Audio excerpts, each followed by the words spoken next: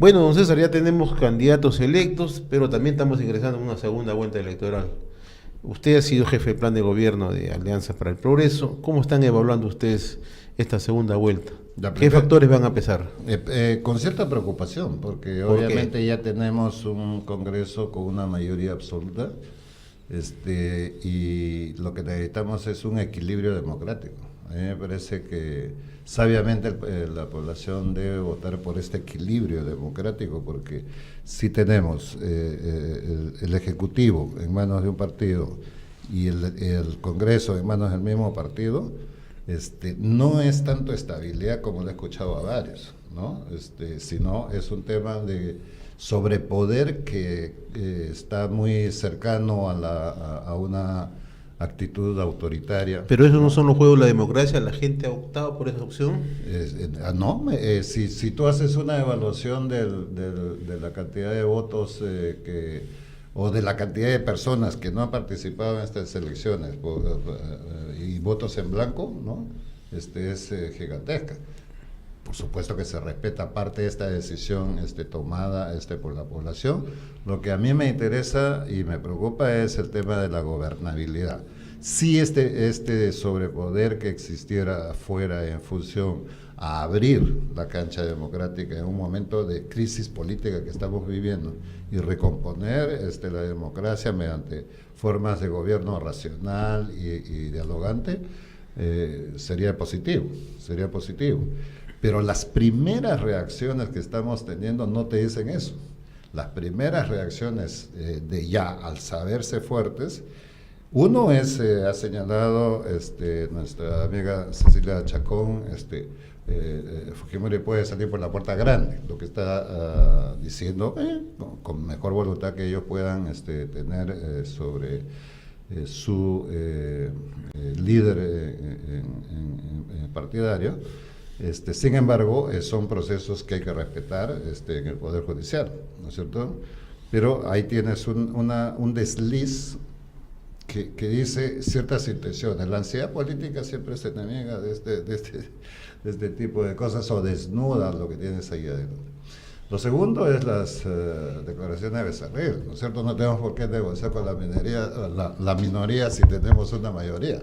Ya son pequeños gestos que están interpretando, sin antes tomar el poder, cierta resistencia a una actitud democrática, ¿no? A ver, veamos, en el debate también se mencionaba que un gobierno, para que tenga cierta estabilidad, evidentemente tiene que tener un soporte también en el legislativo, si no, esto siempre termina en una crisis.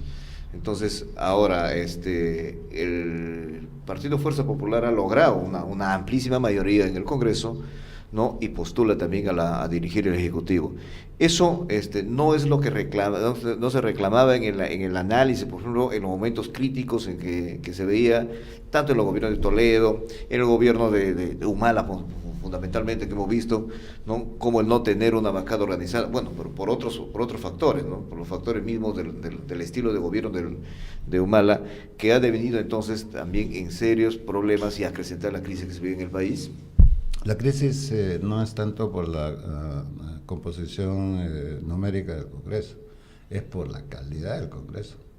O sea, en una buena representación, las minorías y las mayorías se pueden conducir un proceso absolutamente estable, en la medida que tú tienes que entender que durante la campaña tú te juegas la camiseta, peleas la camiseta política, compites de la mejor manera, pero una vez terminado ese proceso tú tienes una camiseta nacional.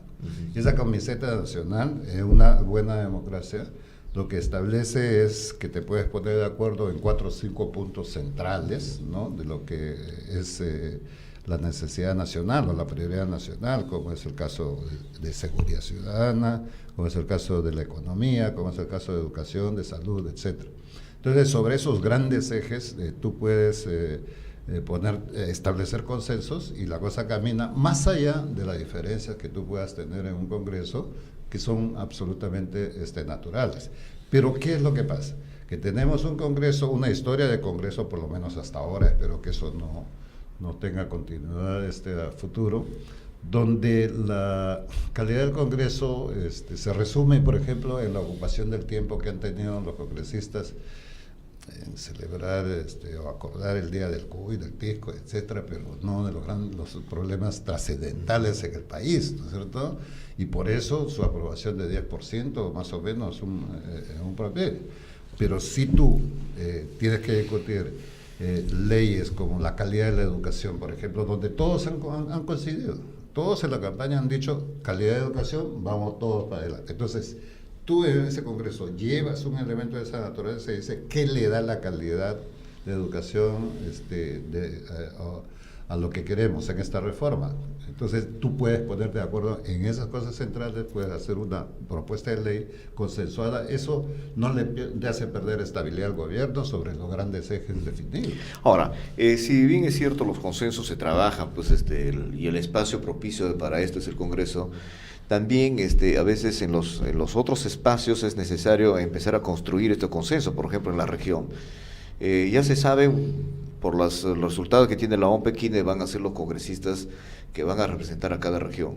Y quizás en la región sea el punto inicial donde se pueden empezar a trabajar estos consensos. Usted ha conversado, por ejemplo, con Rolando Riati, que es virtual electo por San Martín, para empezar a ver estos temas y cómo han reaccionado en esta conversación respecto a las propuestas que usted quisiera, por ejemplo, que se discutieran en el Congreso. Comparto totalmente lo que tú señalas como una estrategia de construcción, además de una relación de consensos desde el nivel regional hacia lo nacional.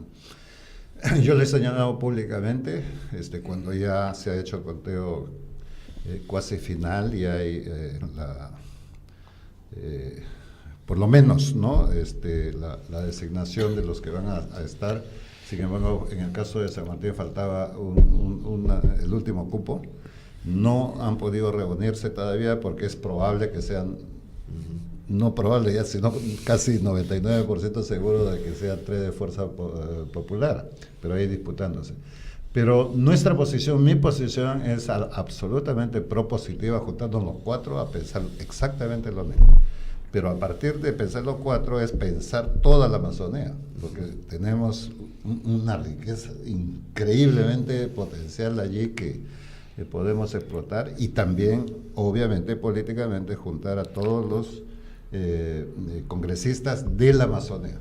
Ahí pues, tendría que retomar la propuesta que se hizo durante tu responsabilidad directiva en San Martín, del Consejo Interregional Amazónico, y una visión de la Amazonía con criterio neto de descentralización, de combinación de distintos tipos de inversiones, más allá de una mirada completamente unilateral, decir oro sí, agua no, o una cosa sí, otra no. Eso me parece que había que retomar. En ese camino estamos, Manuel, porque ¿cómo atraemos la mirada nacional e internacional hacia la Amazonía? ¿Qué tenemos para ofrecer? ¿Qué tenemos para ofertar? ¿Cómo podríamos hacer eso? Ahora se presentan las condiciones más extraordinarias. En primer lugar, porque el cambio climático que nos está afectando en el está mundo obligando a una respuesta más alineada. Exactamente. Entonces, una respuesta amazónica es clave.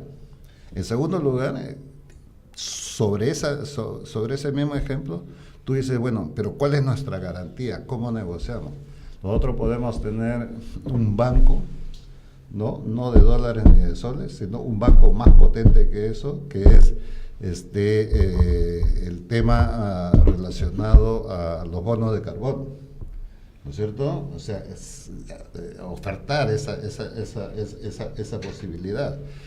Y tenemos varios elementos ahí que nos permitirían una mirada, una negociación más internacional, pero que tiene que ser inteligente. Segundo, ya hemos vivido la experiencia de las exoneraciones, ya sabemos cómo funciona eso, que ha funcionado 4 o 5 décadas, que no nos ha dado resultados. San Martín renunció a esas exoneraciones. Renunciamos, pero crecimos mucho más que las otras regiones. Se apalancó mejor. Exactamente. Entonces, ¿cómo generar un incentivo allí? Entonces, la generación del incentivo de lo que estamos construyendo todavía es un borrador que luego lo discutiremos con la mayor amplitud posible. Es más bien que los beneficios tributarios se den por los procesos de reinversión. tú reinviertes más tus utilidades en la Amazonía para generar valor agregado, para generar empleo, para generar mayor crecimiento, etcétera. Valor agregado compartido. Exactamente. Compartido. Exactamente. Entonces, tú vas a tener más beneficios, ¿no es cierto? Yo prefiero tener la caja vacía mientras la gente está empleada, está con empleos, puede llevar una vida sin sobresaltos, eso es lo mejor. Entonces, 1, 2, 3, tenemos más potencial, tenemos mucho más potencial, tenemos una biodiversidad, ¿no? que valorarlo mucho más. Tenemos un banco energético de lo más grande en América Latina, en este corredor que va desde Loreto hasta Piura Tumbes, ¿no? Ese gran corredor Atlántico-Pacífico que sueño mucho. Tienes un banco energético en la región Amazonas, sin dejar de tener otras más pequeñas en el resto de regiones, gigantesca. ¿Cómo resolver el problema de energía del país? Desde la región la puede resolver. ¿Cómo puede resolver traer mayor inversión al país? La energía en estos momentos es lo más rentable que hay en el mundo, mucho más rentable que los minerales, que están bajando. Entonces nosotros tenemos una capacidad, saliendo de la visión miope que nos hemos conducido con el cortoplacismo, sin planificación, etcétera, a invertir en energía miles de millones de dólares, porque cada megawatt normalmente te cuesta entre 2 a 3 millones de dólares para sacarlo. Entonces, solamente en Amazonas tú tienes para triplicar o quintuplicar el potencial de Amazonas es de 12.000 megavatios. 12.000 multiplícalo por 2 millones o 3 millones de dólares. Eso. Pero ahí entonces entramos también a una especie de un círculo vicioso que hay que resolver, ¿no? Porque en realidad para transformar esos recursos en energía, ¿no? Se necesita hacer infraestructuras, se necesitan hacer hidroeléctricas y todo lo demás, y hay un sector de la población, por ejemplo, que se opone a esos temas por diversos motivos. Uno, porque en realidad creen que va a haber contaminación, nadie le ha explicado que eso no es así. Otro, que en realidad puede transformar el lecho del río y afectar el ecosistema. Y afectar, ¿no? el ecosistema y todo. O sea, hay una serie de situaciones que resolver. Hay un conjunto de cosas que hay que resolverlo, pero se resuelve directamente. Se tiene que resolver con diálogo y se tiene que resolver, como dije hace unos minutos atrás, con el tema de la minería. Lo que pasa es que hay decepción. Cuando la gente sabe y un gobierno inteligente se puede adelantar a dar, si quiere, vamos a hacer una figura comercial. Yo pago la cuota inicial de lo que voy a tener. O sea, el gobierno necesito esta energía, entonces yo pago la cuota inicial para resolver problemas del entorno, que puede ser carretera, que puede ser escuelas, que puede ser lo que sea, yo lo pago como gobierno. Mirar el aspecto social. Pero hay otro tema. El otro tema es que se contrapone al aprovechamiento político de algunos. Bueno, siempre va a haber eso de una mirada miope de la política, porque tú necesitas un equilibrio perfecto del manejo social, del manejo ambiental y del manejo económico. Si tú no tienes una economía que te pueda generar ingresos para poder redistribuir, estás soñando, estás ilusionando como un castillo de esos juegos artificiales. Lo que necesitas es entender que el país va más allá de los aspectos ideológicos para centrarnos en una realidad ambiental, social y económica. Por decirlo, por ejemplo, si hago una hidroeléctrica, no me puede venir, o sea, y esa población no puede pagar la misma tarifa que le establece Ocinermin desde Lima. Así es. ¿No? Como ha pasado en Ucayali, como está pasando en el y eso te genera una convulsión social. O que no tengan electricidad como ocurría en San Gabán, ¿no? En San Gabán Por supuesto, en San Gabán era irrisorio. La gente pensaba que cuando hicieron la hidroeléctrica ellos van a tener luz gratis y van a poner un cable y le iban a jalar. Sin embargo, nadie les explicó que eso iba a un sistema eléctrico nacional y finalmente las tarifas ellos iban a seguir pagando. Entonces, al final fue una gran decepción, ¿no? Ni se les hizo una variante. Por supuesto. Que también es nada. posible de hacer. Entonces, esas cosas, por ejemplo, son los que finalmente generan esos temores y esos desencuentros, ¿no? Exactamente. No es una posición anti, es la decepción, la frustración. Oye, pero te está llevando todo y nosotros, ¿qué? O sea, no tengo un foco para aprender.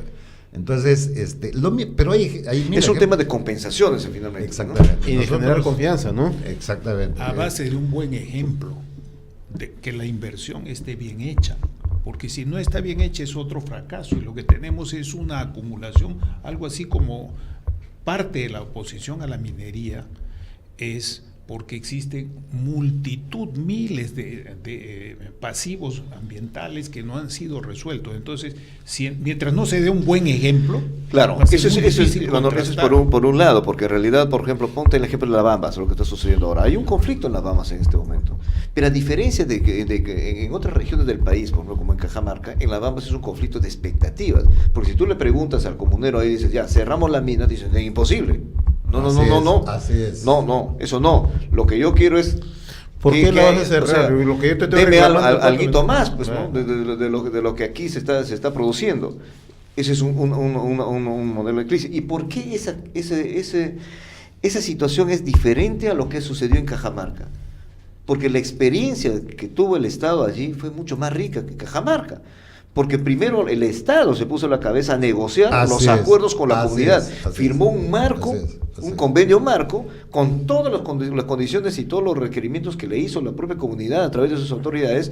Y entonces los dos se fueron conjuntamente, ¿no?, a un proceso de inversión que se puso a licitación, y es más, se diseñó un modelo en el cual la comunidad recibía beneficios antes incluso que la empresa ponga un pie en la comunidad. Había un fondo social que inmediatamente empezó a ser invertido en escuelas, en carreteras, en electricidad y todo lo demás que necesitaba la población, porque estaba por construirse todo. Entonces fue un modelo bastante interesante, pero que a la luz de los hechos y ya analizando el tema, tuvo un problema, ¿no?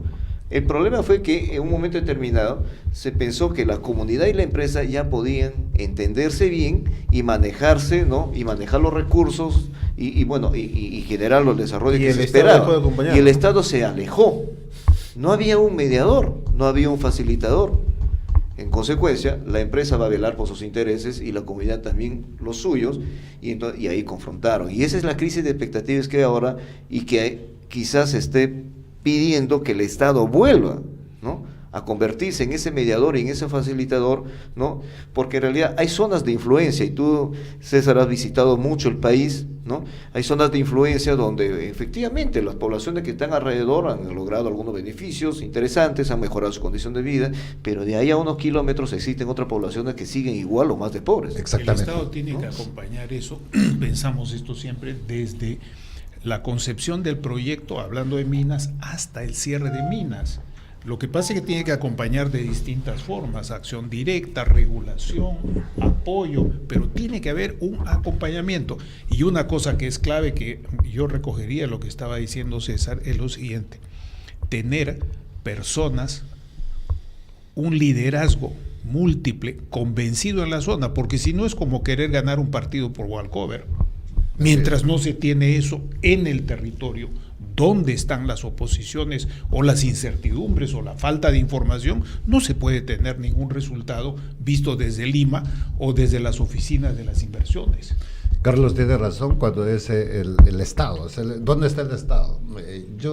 Ustedes deben haber escuchado, porque en el problema de Tía María, por ejemplo, en un momento el presidente salió a decir, bueno, pero nosotros esperamos que la empresa resuelva su problema. Se pongan de acuerdo. Por Dios, Ese es un o sea, problema por de Dios. usted, no es un problema del Estado. Y en realidad No, es... no.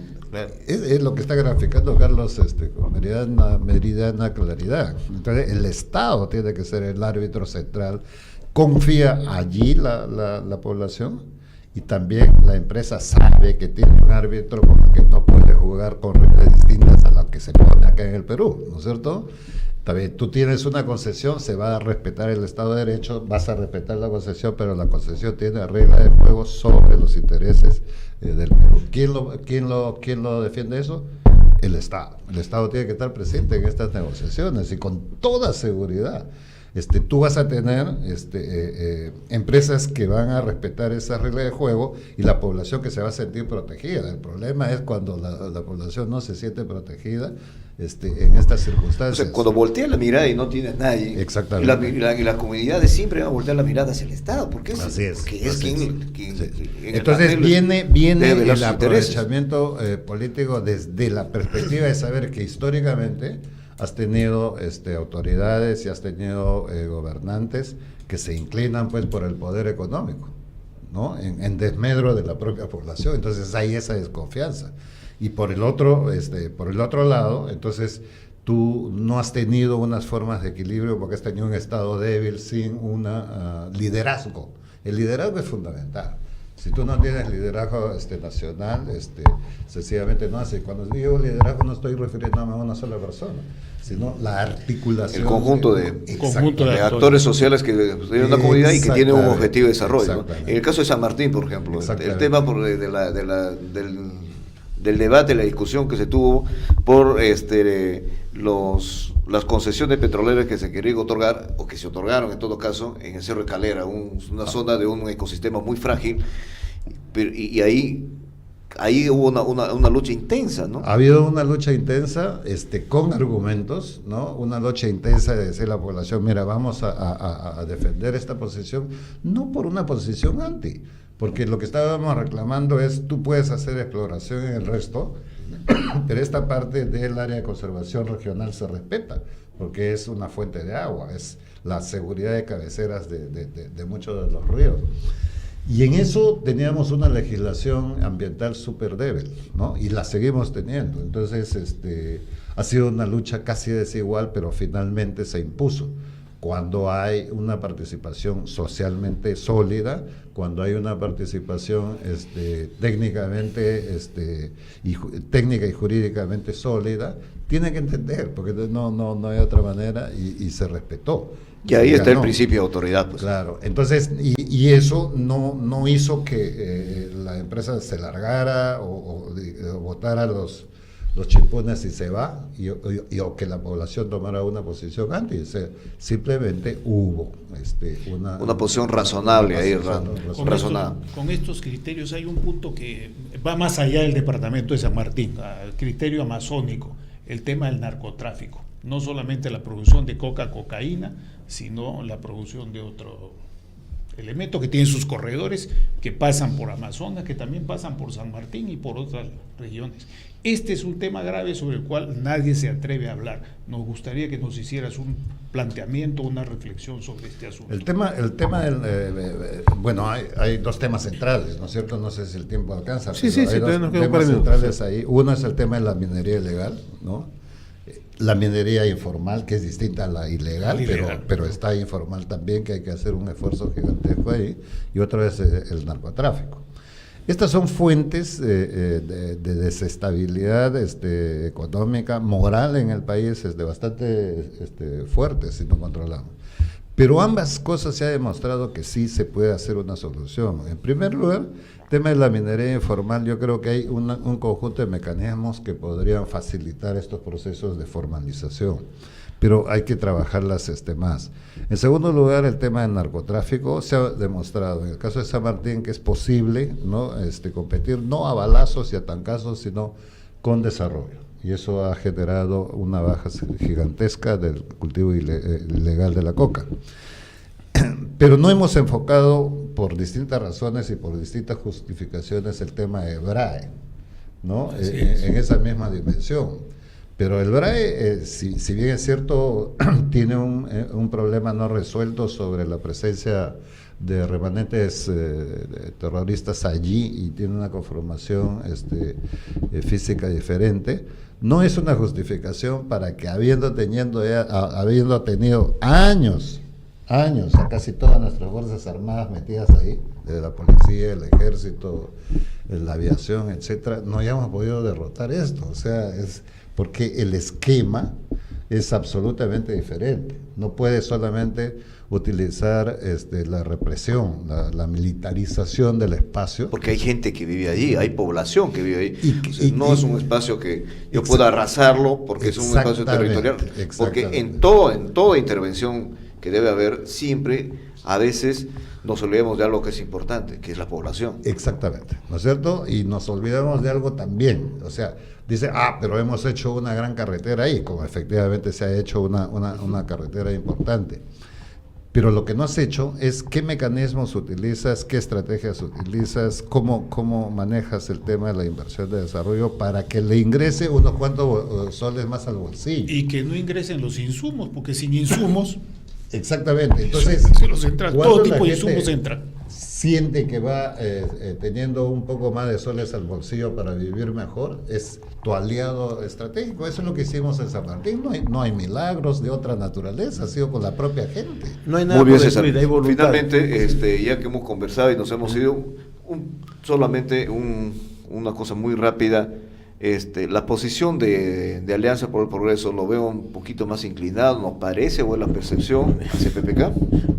No hemos decidido corporativamente todavía, debemos decidir en los próximos días, porque todavía no sabemos quiénes van a quedar finalmente como congresistas, porque en Lima está diputado. A propósito de eso, Marisol Espinosa, ¿cómo está quedando en Piura? ¿Entra o no entra? Iberico Corrozas aquí en Lima, Marisol en Piura, Braco en Madre de Dios, todavía tienen algunos temas que resolver para finalmente quedar completo el equipo formalmente, ¿no? Porque para mí el equipo es más allá de los que participaron, ganaron o perdieron, sigue siendo un equipo.